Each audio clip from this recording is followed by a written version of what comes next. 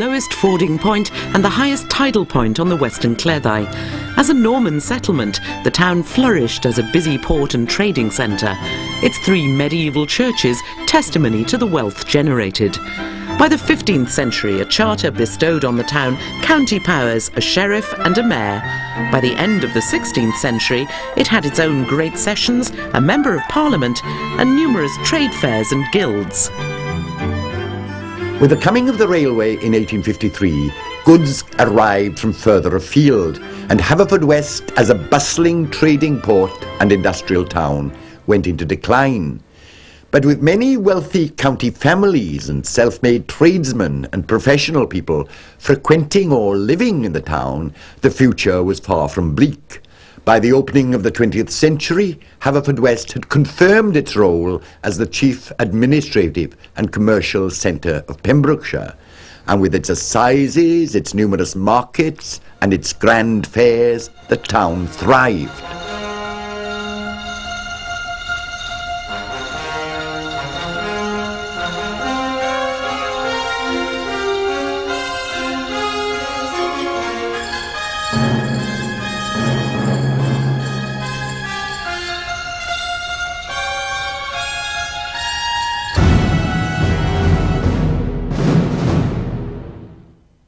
Haverforwest, an anglicised area of Pembrokeshire, had for many years grown due to the benevolence of a number of well-established county families.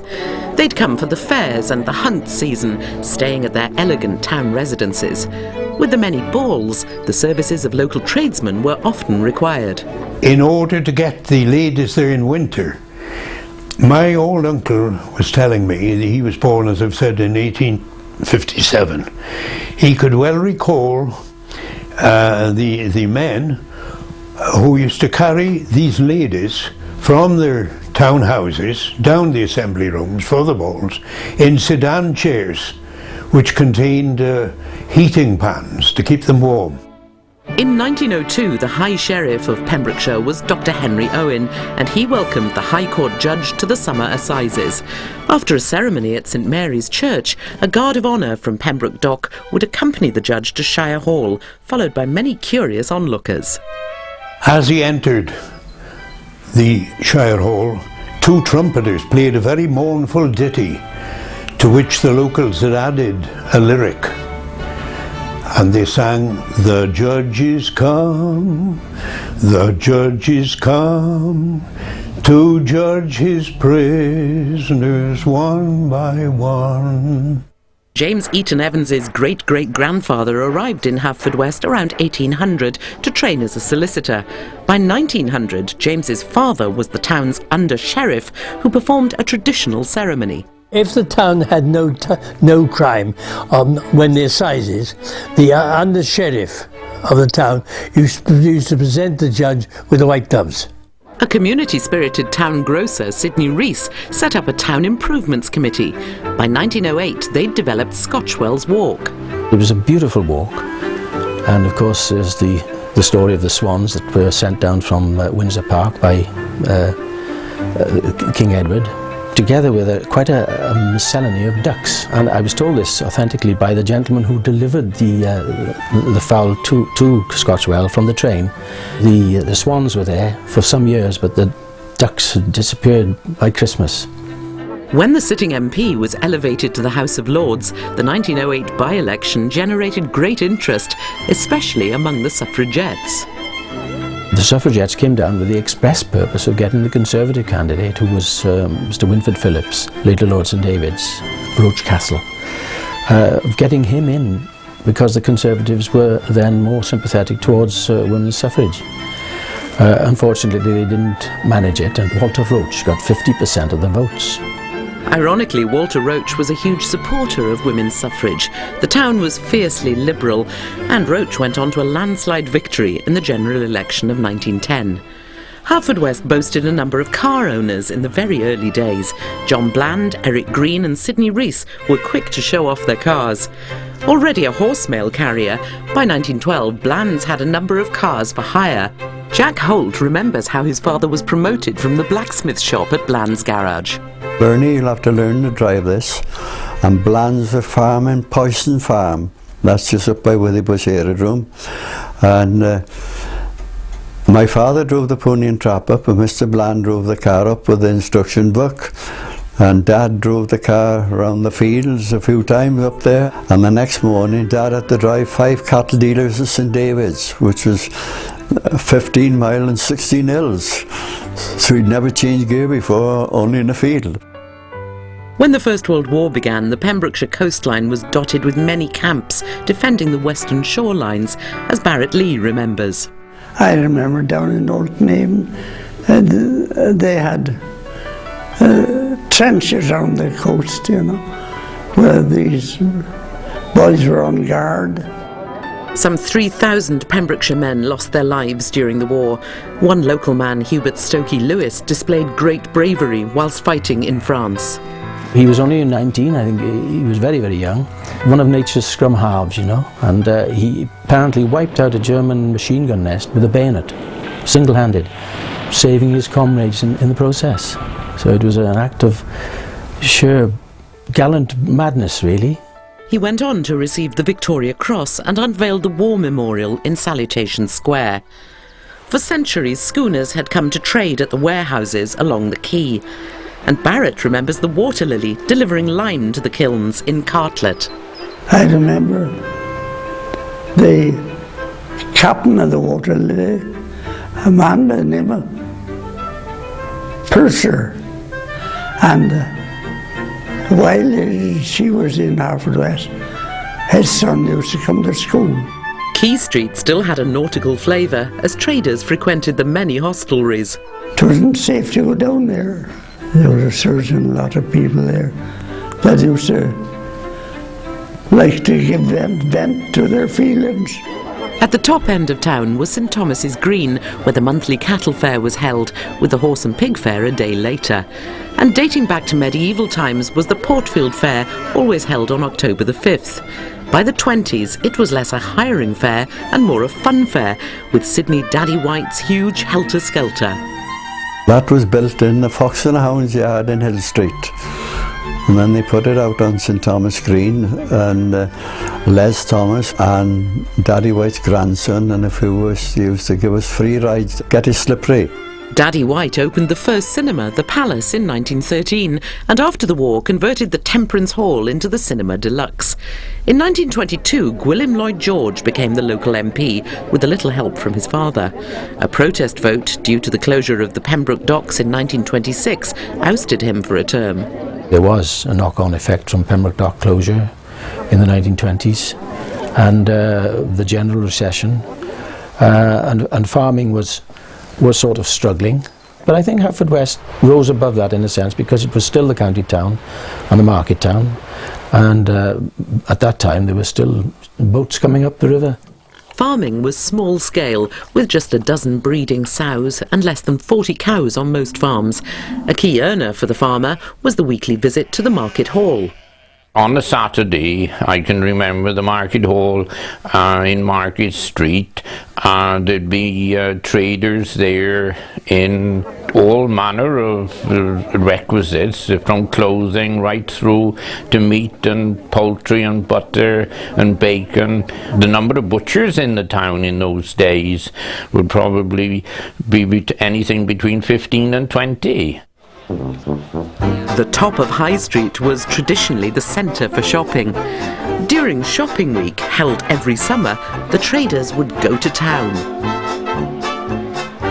The windows were full of displays of their goods, and it was a pleasure to go down after they closed to have a look at all the shops, you see. The jewel in Haverforwest's retail crown was Commerce House, established by Greenish and Dawkins. Known as the Harrods of Wales with its rooftop sculptures, Miss Davis remembers getting her first job there in 1927. You start off as an apprentice and you go right through all the departments. The mantle department, which was all the lovely frocks and coats and costumes, and then we went to children's. We went right all through them in the 4 years that we served as an apprentice. And the local people that lived and the people from outside, say right round the county, they came to Commerce House. By 1930, Haverforwest had a number of large employers like Green's Garage and the Post Office. As the terminus for the Atlantic radio cable, the Post Office was often one of the first places to receive international news, as Jack remembers. On the Morse code, the telegrams would come through and they'd send it down through a tube. And if that tube came down empty at 7:30 at night, you could go home. Otherwise, if it come down with a telegram for about 3 miles out the country, at night you had to go. The County Theatre was built on the site of Lewis's Furniture in 1935. Local bands regularly played in the 1,300 capacity ballroom. One memorable night was in May 1938 when Paul Robeson came to sing. It was the first viewing that I had of fan sort of adulation. Girls were going up, rushing up to him, trying to pull the buttons off his coat outside the theatre. Another popular local institution was the County Memorial Hospital. Opened in 1923, it had since become a training hospital, and in 1939 the Princess Royal opened a maternity wing, bringing it up to general hospital status. War was imminent and would stimulate further expansion for the hospital. But for other ways of life, their days were numbered.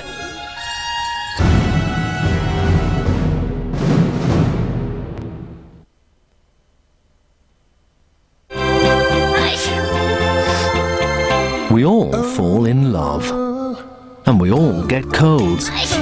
Hopefully not on the same day. Thank goodness for Kleenex tissues. Always pack a Kleenex pocket pack, so you can share your feelings and not your cold.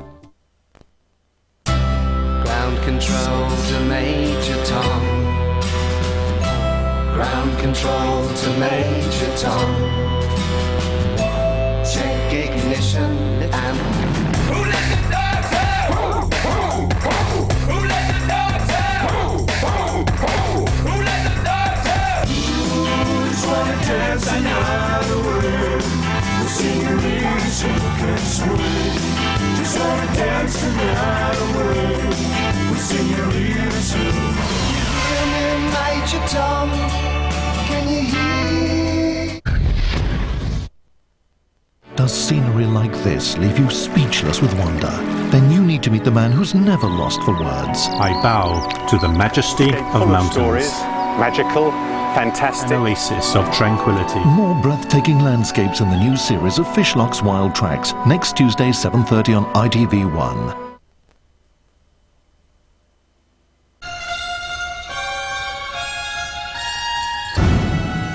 For Haverforwest, change was in the air before the outbreak of war in 1939. There was a tremendous effort to build airfields. Tolben, St David's, Brodie, Angle, all over the county, Carew, Withybush. Land was acquired and they just went ahead and put it down runways. And of course the army was here in great numbers, particularly at Castlemartin and Manorbier and up this end. And for those in Commerce House, it meant their working lives ended abruptly. All of a sudden, we were told that the military had taken over the building, and the soldiers came in straight away. They had sales then for about 3 weeks to get rid of all the stock and things like that, and that was the end of Commerce House. The county hospital received casualties from Dunkirk, the London Blitz, and from closer to home, as Margaret Griffiths remembers. We also had quite a few casualties in from Pemberton being blitzed and the area around being blitzed, and they were quite serious casualties. And we also had a lot of missions of sailors who had been badly burnt. 100 beds were no longer enough, and every annex was filled. We had beds all down the centres of the wards and in the corridors because there was nowhere where we could put them up. In 1942, a military hospital was constructed out of Nissen huts at Withybush. After emergency operations, soldiers spent time convalescing there. The Ministry of Food bought local produce, and 3 livestock auctioneers set up collection centres. Told what to produce, and with increased mechanisation, potato farming stepped up a gear. Farm children, of course, were allowed to stay home from school during periods of harvest and potato picking and that sort of thing, because it was part of the war effort really.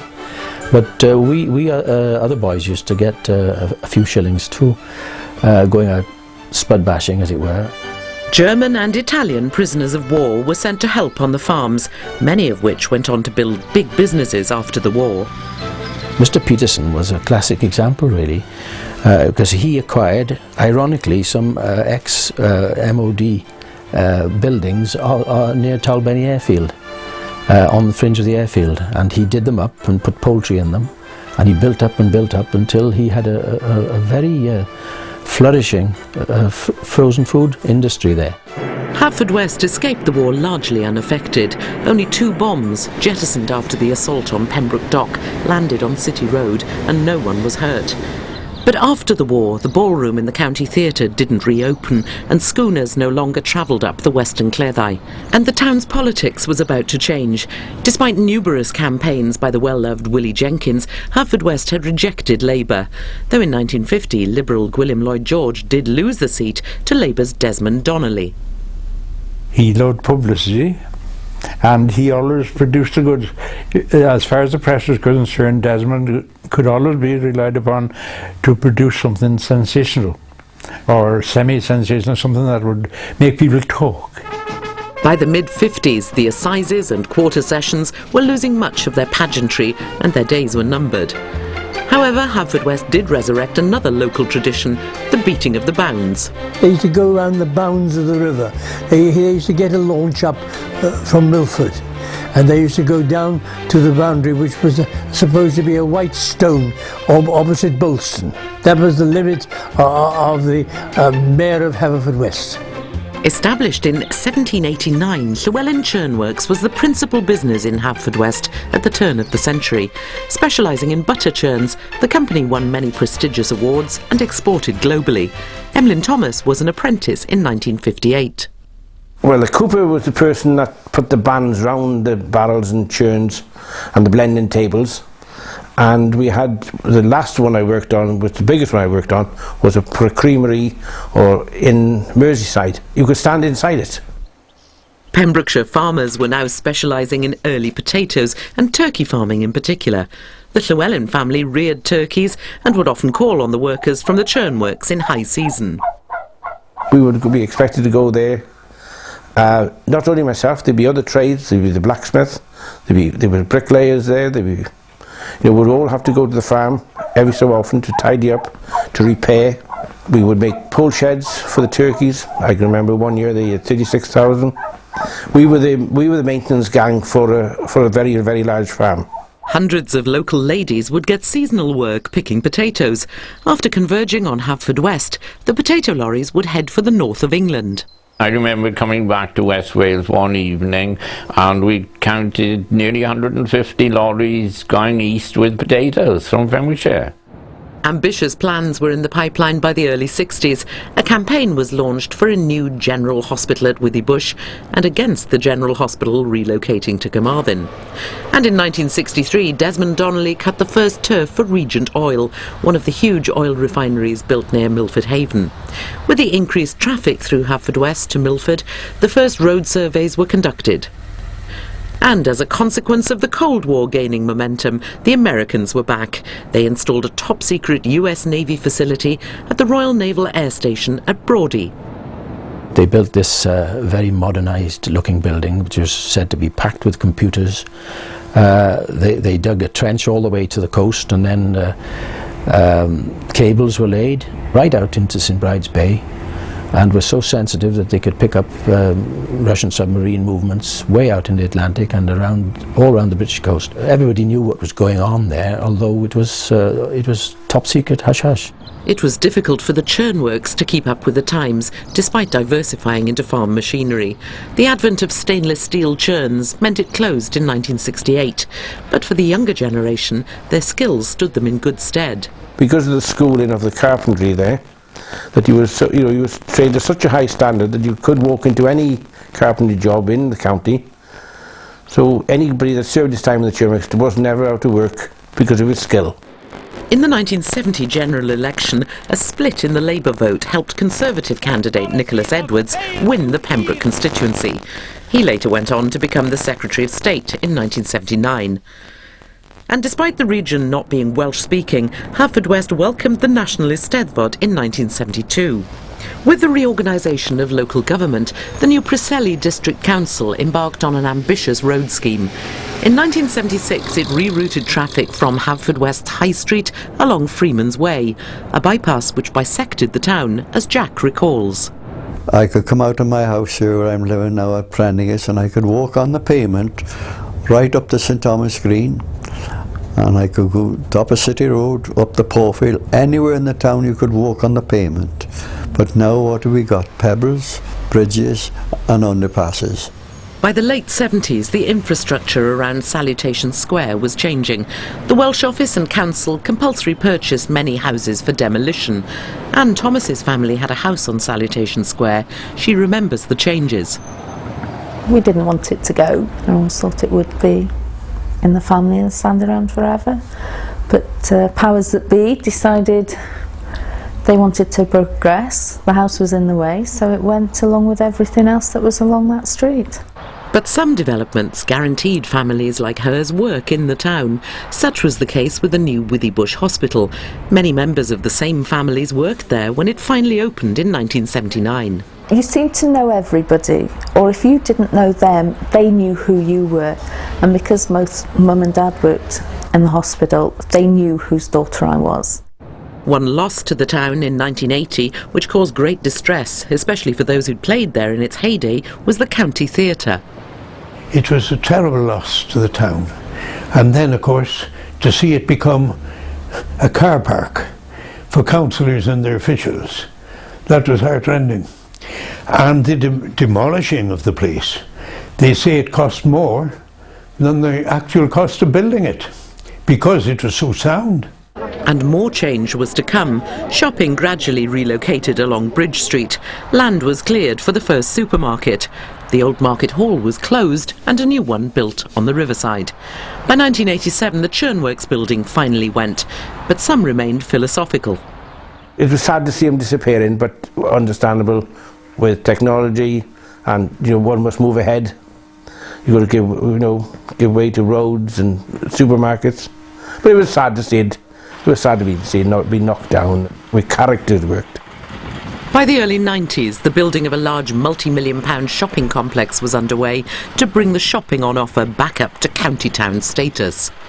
The then Preseli District Council saw the benefits of improving the shopping area, having the riverside market and all the shops, and then there was the inevitable pressure of having the bypass and a superstore. The superstore application was a little bit controversial. I think it in the end won on appeal. Built on Bridge Meadows, Safeways was bound to cause resentment. In 1938, Sidney Rees gave money to the council to buy the land on condition it became a public recreation ground and was never developed. Today, it's changed beyond recognition. I was talking to two chaps yesterday, and they were looking over and said, God, fancy we used to go in the river swimming.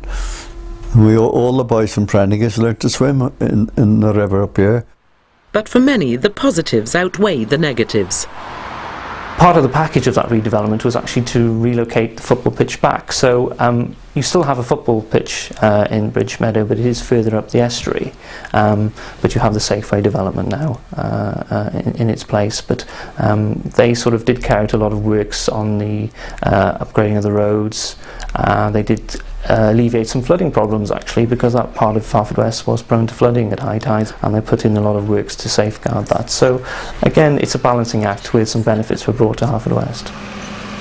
The past couple of years have seen the building of the new County Hall, and today conservation areas like Market Street are to be refurbished under Objective 1 funding. Pembrokeshire hasn't had any case of foot and mouth, but Haverforwest's livestock market was closed during the crisis. At Withybush, the airfield is busier now than since the war, and with planning approval being recommended for the building of a new abattoir, the future looks bright. In the course of the 20th century, Haverforwest has changed from a close-knit, prosperous town with little development to one that has faced the impact of the motor car and of out-of-town shopping. many historic buildings have disappeared, and the layout of the town along the river has changed enormously. Nevertheless, Haverforwest still has a unique heritage and has also embraced new buildings such as the County Hall, a marriage of the old and the new which will serve the town well in the years to come.